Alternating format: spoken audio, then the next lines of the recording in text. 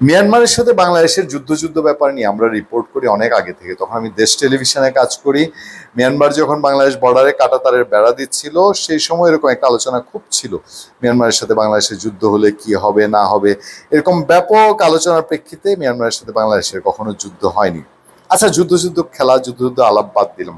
আমার সামনে একটা খবর আছে, মিয়ানমারে নিযুক্ত প্রতিরক্ষা উপদেষ্টাকে দেশে ফেরার নির্দেশ।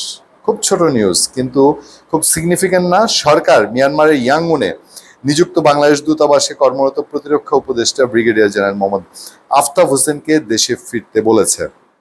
প্রতিরক্ষা মন্ত্রণালয় গত মঙ্গলবার উপসচিব মোহাম্মদ মাহবুব রশিদের সইয়ে জারি করা এক প্রজ্ঞাপনে তাকে জরুরি ভিত্তিতে দায়িত্ব হস্তান্তর করে দেশে প্রত্যাবাসনের নির্দেশ দিয়েছেন।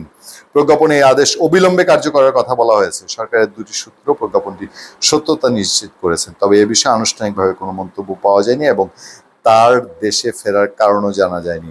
আজকের পত্রিকায় রিপোর্টটা আছে এবং নিশ্চয়ই এর পেছনে বড় কোনো কূটনৈতিক কারণ রয়েছে।